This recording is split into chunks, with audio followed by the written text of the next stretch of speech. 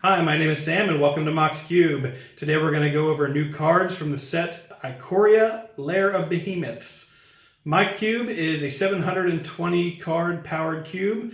So some cards I'm going to talk about today are meant to go in cubes like mine. Some are not. Maybe they'll fit in a pauper cube. Who knows? But every cube is different. Each designer has their own themes in mind for their own cubes. So keep that in mind when you look at these cards.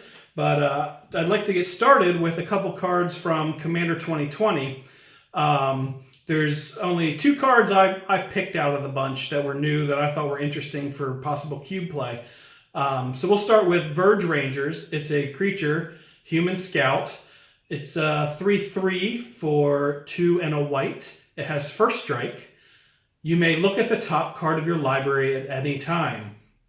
As long as an opponent controls more lands than you, you may play land cards or lands from the top of your library. You can play a land this way only if you have an additional land play for the turn. So I thought this was an interesting design space for white. It feels like they're actually trying to fix some problems that white has in Commander. And I thought that this also applied for cube, where white doesn't have a lot of card advantage. So this is a nice way to trying to play into card advantage for white. And I think I want to give this card a whirl. I mean, it is a 3/3 first strike for 3, so it's not a bad body to begin with, and the ability seems kind of cool, so I'm going to try it out. Next, we have Ethereal Forager. This card I think is really neat. So it's a 6-drop, but don't let that fool you because it has Delve. It is a Elemental Whale. It's a 3/3 flyer. So it costs 4 and double blue, but it has Delve. So if you have enough cards in your graveyard, you can delve away cards and just pay double blue at the minimum. And for a 3/3 flyer, that's not too bad. But the icing that I really like on this creature is whenever this creature attacks, you may return an instant or sorcery card exiled with Ethereal Forager to its owner's hand.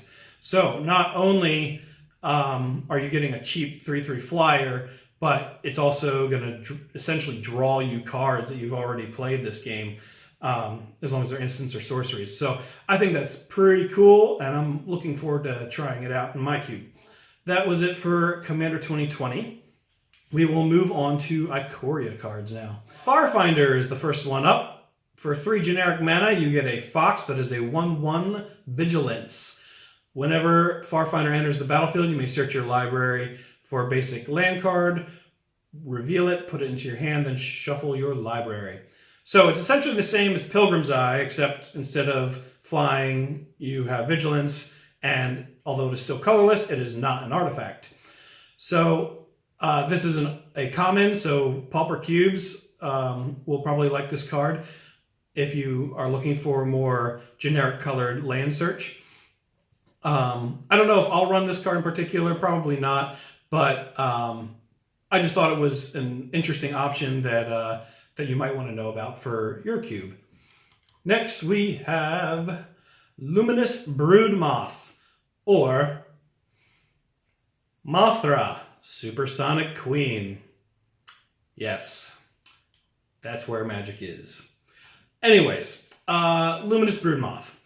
So it's a 3/4 flyer for 2 and 2 white. Whenever a creature you control without flying dies, return it to the battlefield under its owner's control with a flying counter on it. I really like this new ability counter thing that they have going on in this set. I think that's pretty cool. It's something that hasn't been done before. Essentially, just any non-flyer in your deck just gets to come back and fly. So it comes back better than it was before. So I'm pretty excited to try this card. But I will not be getting the Mothra version for my cube. I mean, I guess Godzilla's cool, it's just not my thing. Next, we have Essence Scatter.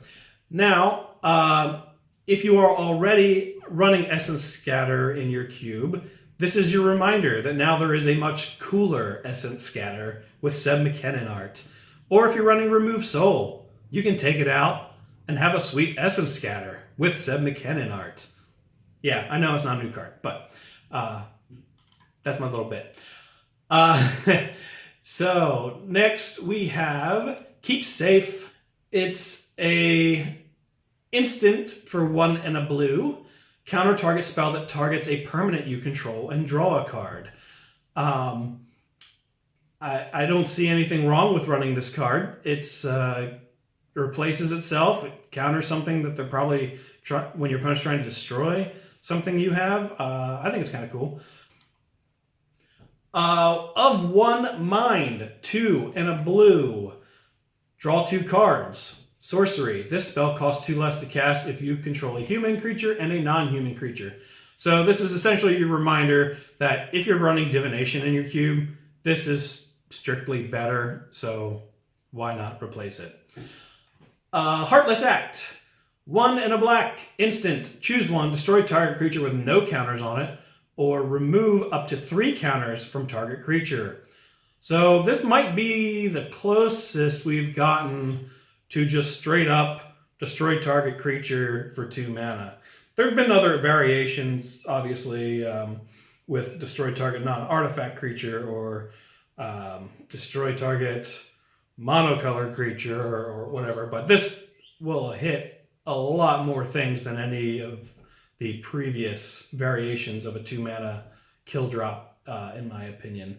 So I would give this card a go. Maybe replace. I hope you're not running Terror, but this might be better than Terror. Mythos of Nethroi. I debated this card for a while, whether or not it was worth mentioning, but essentially, all right, well, I guess I'll read the card first. It's an instant for 2 and a black. Destroy target non-land permanent if it's a creature, or if green and white was spent to cast the spell. So, essentially we've got like a Vindicate, Maelstrom, Pulse type thing going on here.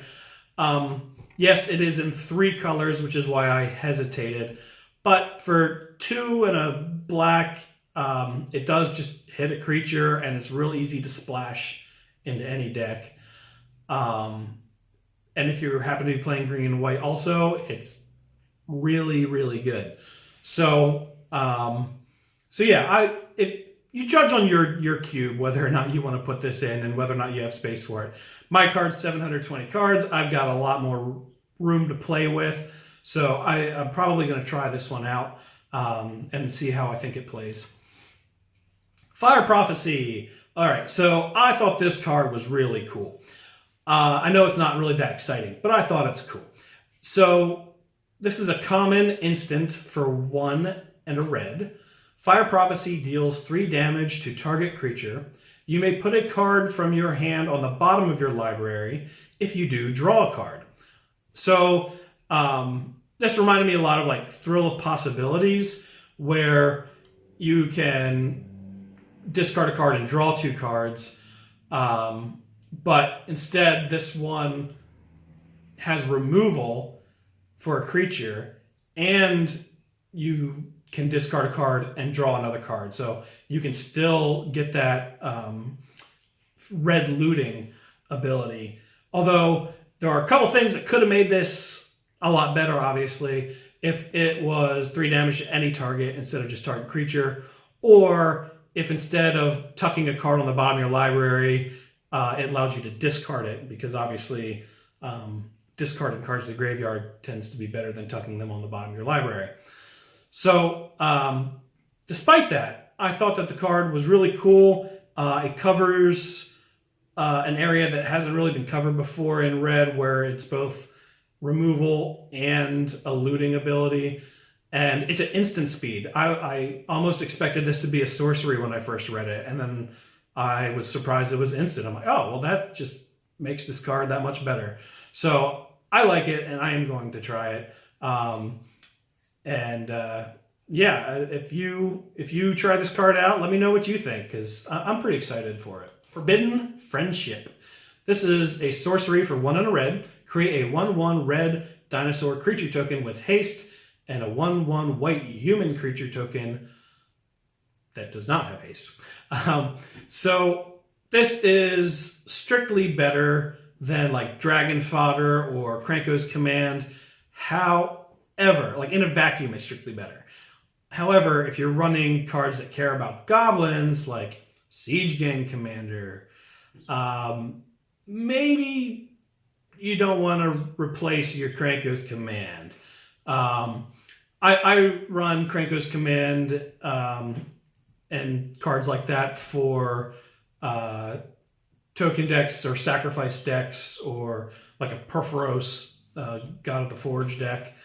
And obviously they work really well with Siege Gang Commander and other Goblin cards.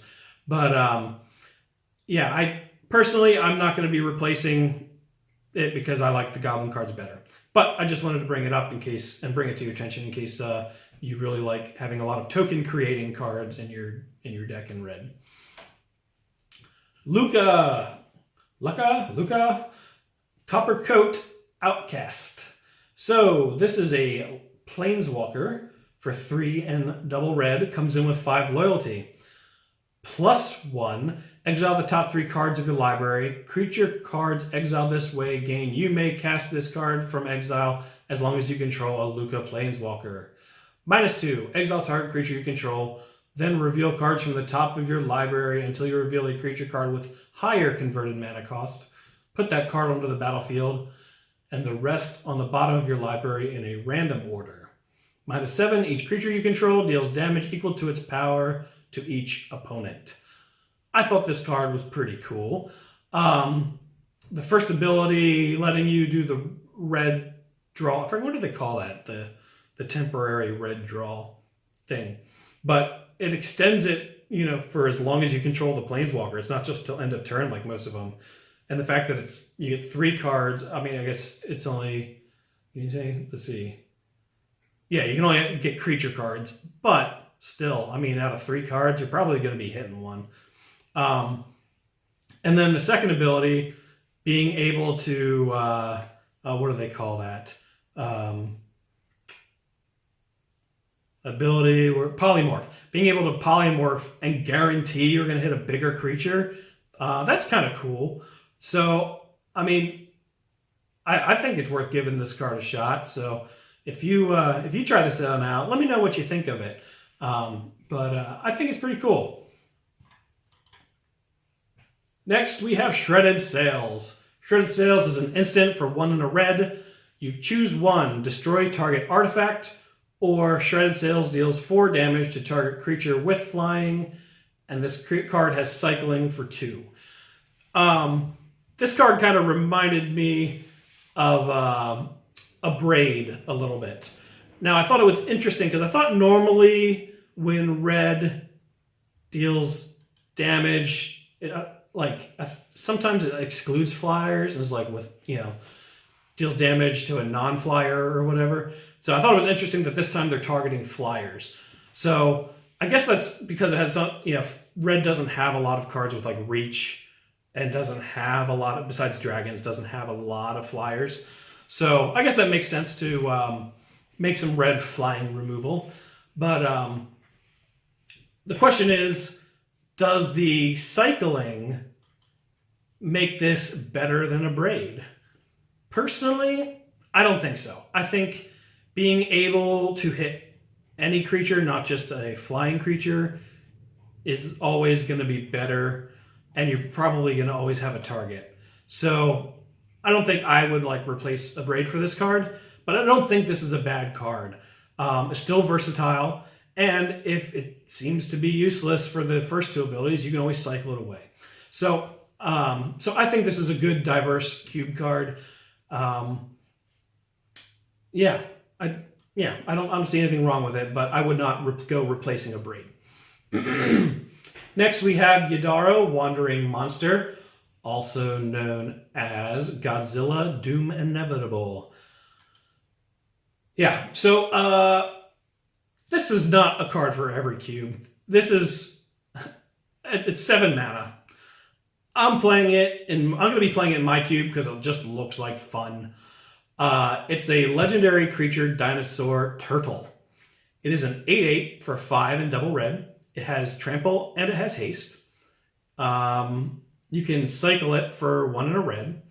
When you cycle Yadaro Wandering Monster, shuffle it into your library from the graveyard.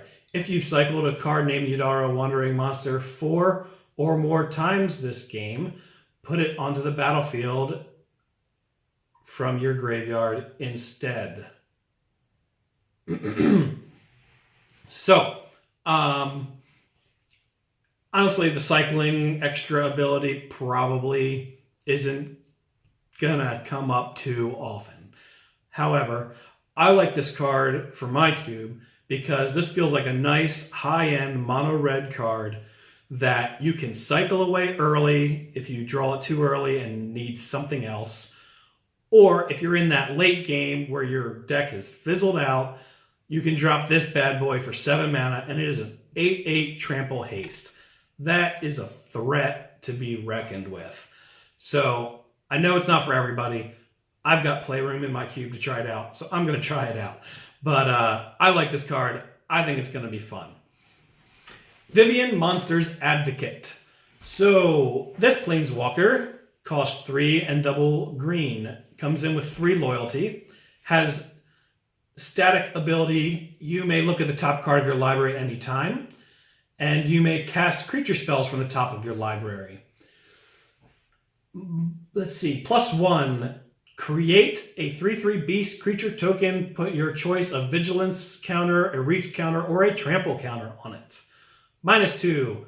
When you cast your next creature spell this turn, search your library for a creature card with lesser converted mana cost, put it onto the battlefield, then shuffle your library. I like this card a lot. I think it is super, super cool. It's just going to replace Vizier of the Menagerie in my cube because it does the exact same thing and has really cool extra abilities.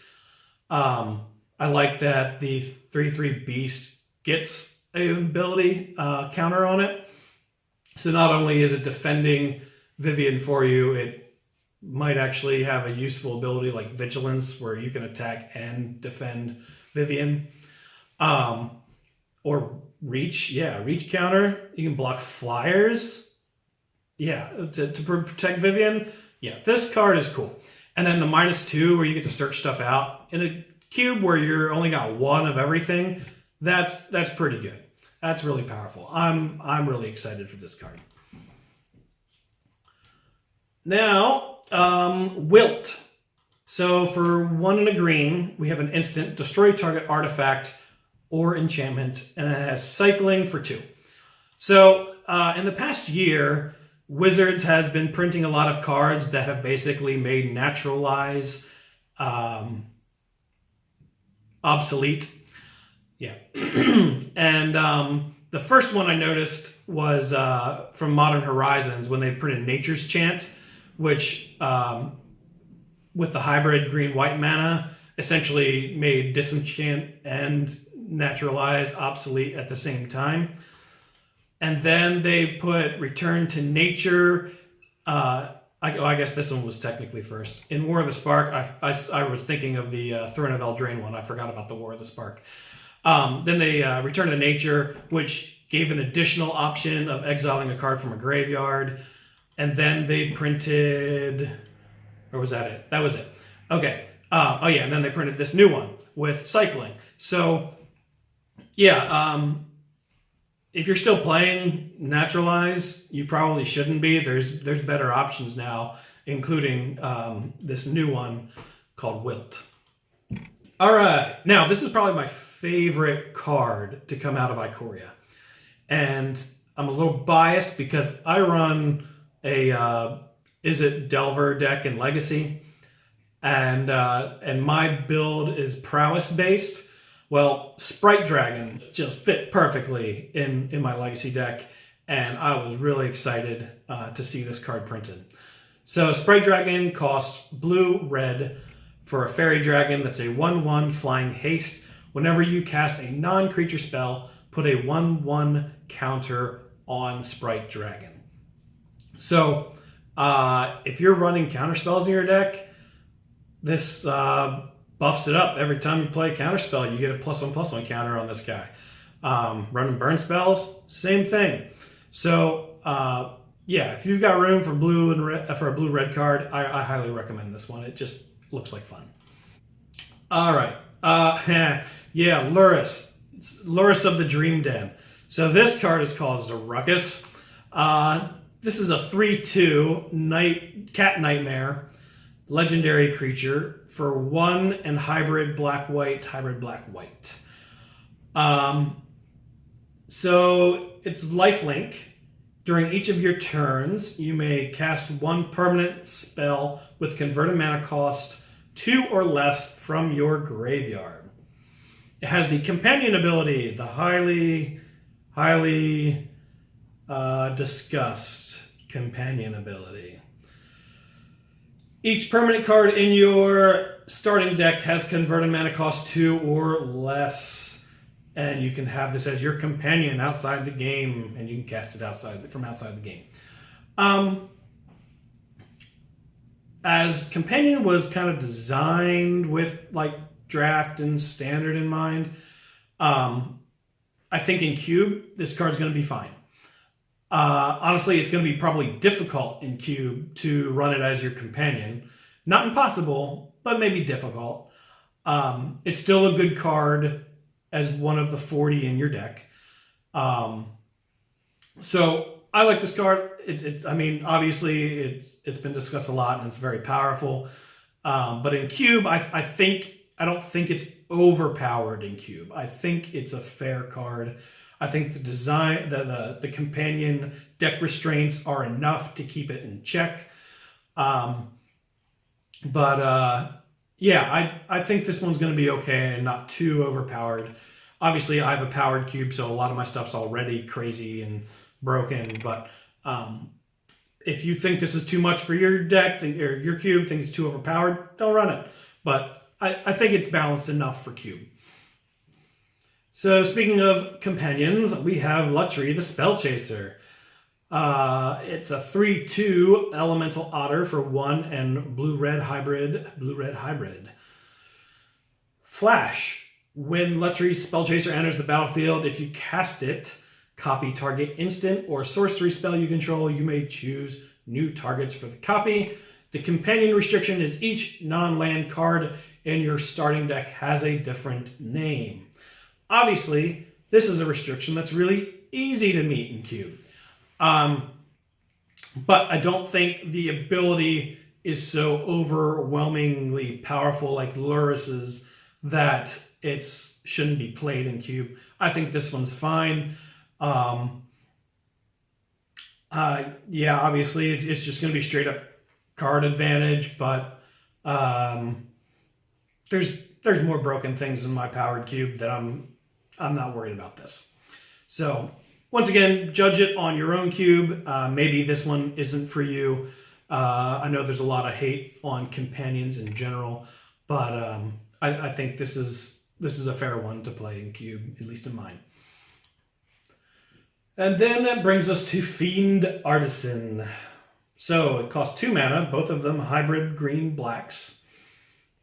Creature is a nightmare, so 1/1, but Fiend Artisan gets +1/+1 for each creature card in your graveyard.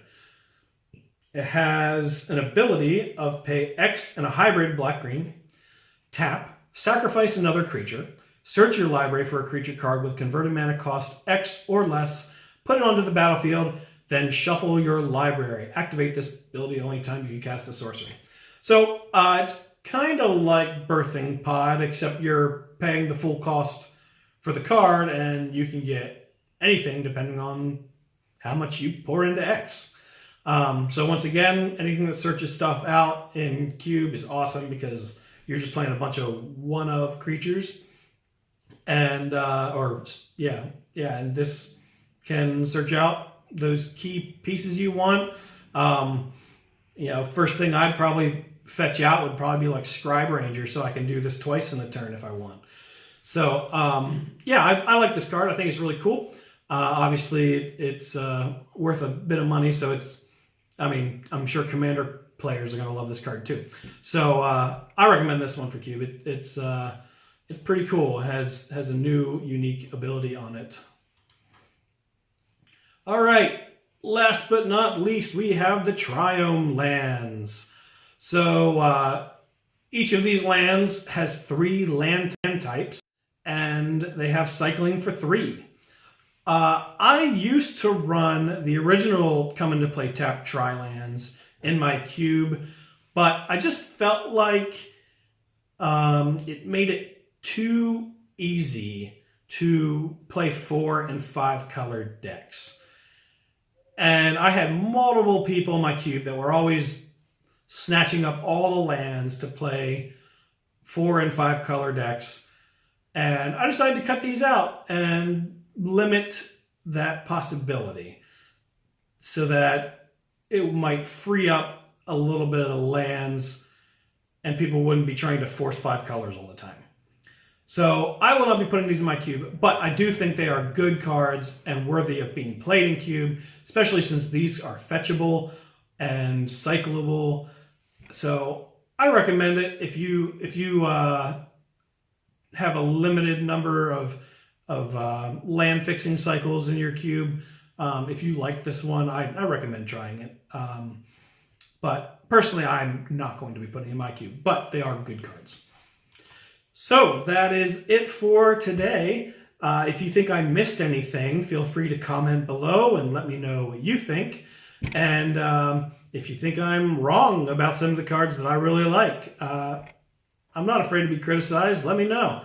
So don't forget to like and subscribe if you haven't already. And if you know anyone that is interested in a cube review, feel free to share this with them. I appreciate it. Thanks very much and have a great day.